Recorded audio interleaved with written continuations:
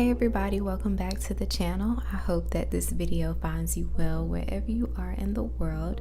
Today we're going to be delving into some data by the Giving USA report. This specific report is not the big Giving USA report that we may all be familiar with, but this particular data piece talks a lot about giving by generation, and so they go into different trends that generations are engaging in as they're giving and how this impacts the social sector. This report also talks a lot about giving through digital platforms, and so I found this article very interesting and I wanted to share some highlight pieces with you guys as you are building out your nonprofit programs or programs of social impact and figuring out innovative ways to engage with your donors and your target audience. So let's get started. For contextual purposes, this study compared findings from 2016 to 2022, comparing Gen X, Gen Z, millennials, and boomer generations over a period of time.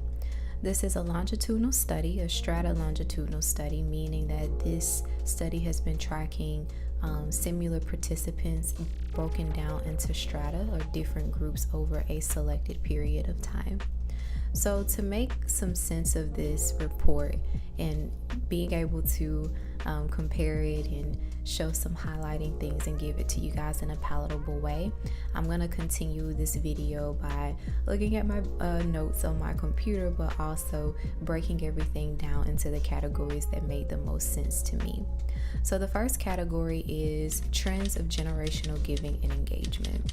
And of the generations, millennials' donor engagement increased from 2016 to 2022 annually at 40%, while Gen X and boomers relatively decreased in giving. Volunteering hours also decreased overall for all generations at about 28% annum, with the millennials still being the most to give at 36 hours, and then Gen Z comes behind them with 31 hours in 2022. So based on the trends of generational giving and engagement, there's still a level of consistency with our younger generations, hence the millennials and the Gen Z groups, but there seems to be a level of decrease for our Gen X and our boomer generations. And I think that can be attested for a lot of different reasons. These individuals are older, they may be on fixed incomes, and that may impact the level of giving that they're able to contribute to. And so as I'm giving out these data points, I'm hoping that you all are thinking creatively about ways that you can continue to engage these different generations, because they all have unique needs, but also thinking about on a strata level, what are some characteristics that could affect their giving. The report focused on preferred donor communications channels, meaning how is it the donors want to be able to communicate and engage with different nonprofits.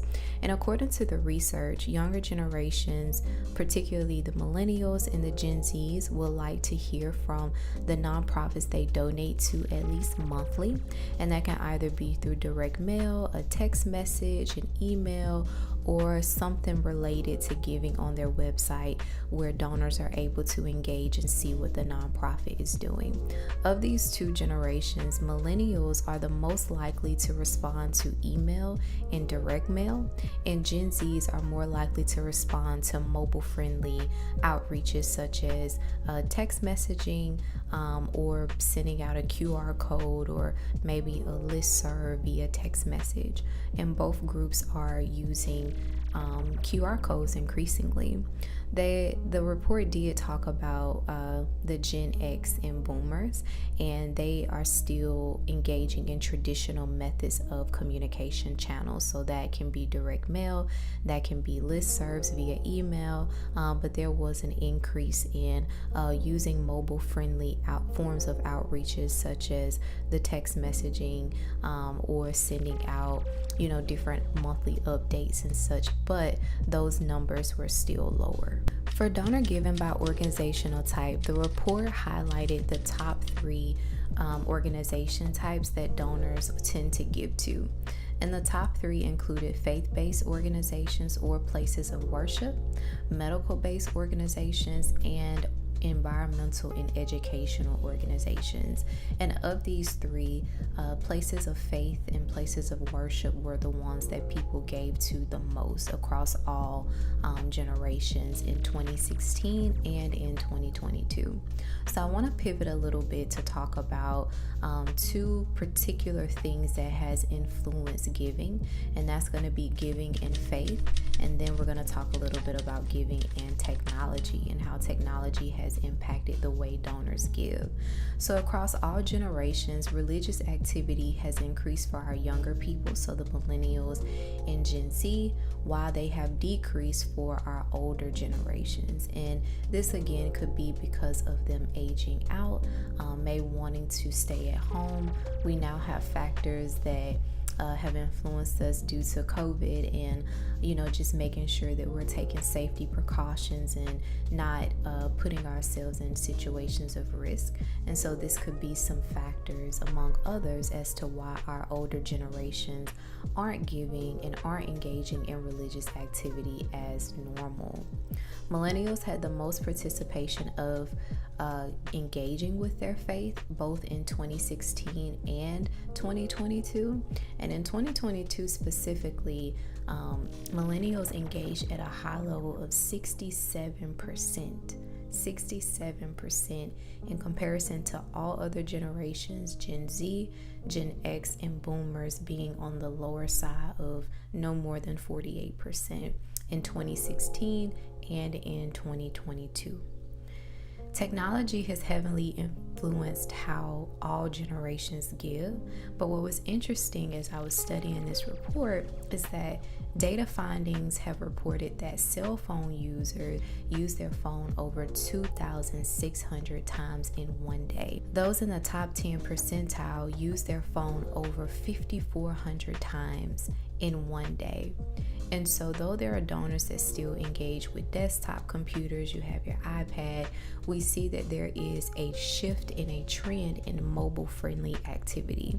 And so this says to me that social impact leaders really need to think about how to engage with their donors on their smartphone, making sure that your website is mobile friendly, making sure that there are consistent outreaches via text, making sure that even on the listservs there are mobile friendly content, the graphics, the links and everything, making sure that those things work so that donors are able to better engage with your content on the go.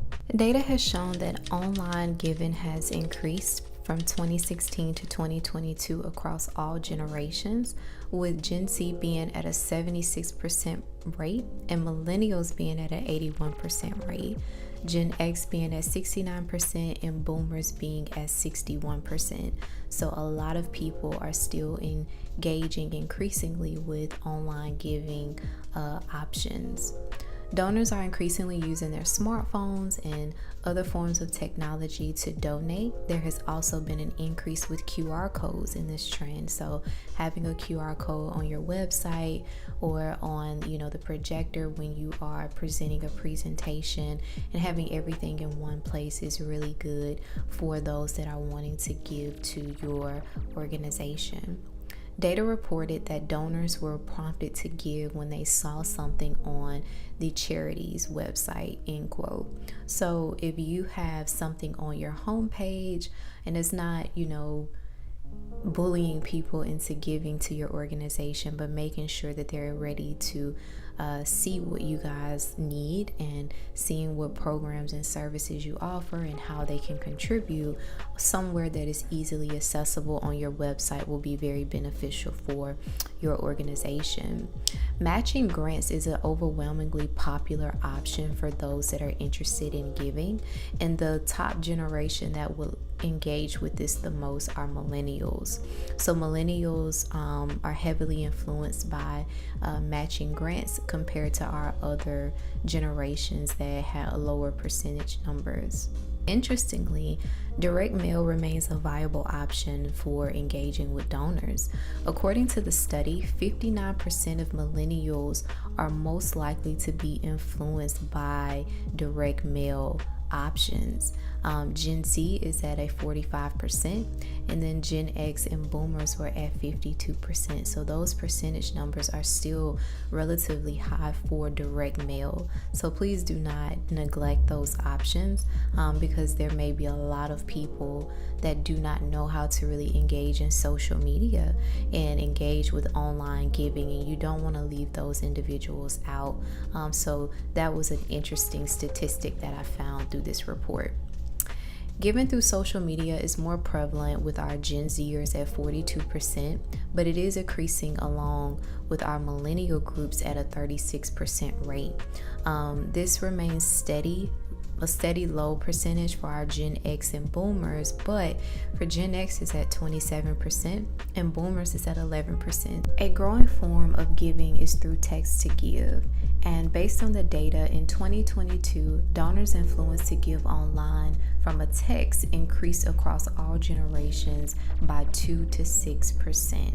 So again, having that mobile-friendly option for your donors is important as well. So throughout this video, you've probably been thinking about different ways that your organization can engage in reaching your donors to give in different ways through mobile-friendly content, having a digital presence online, and still engaging in those more traditional methods of giving such as direct mail. And so as we conclude this video, I wanted to share some takeaways that I personally think everyone should think through as you are engaging with the data in this report for your organization in a practical way. So the first tip is you definitely need to develop a mobile-friendly option to give, making sure that your website is mobile-friendly, making sure that you are engaging with the text-to-give options, QR codes, and different things like that where it's easily accessible for your donors is going to consistently engage a level of traffic for donating to your organization. Your organization's website must be clear about its mission, vision, and values, and provide significant and sufficient information to really intrigue your donors. And when you are developing your website or revamping your existing website, make sure that you're not giving information overload.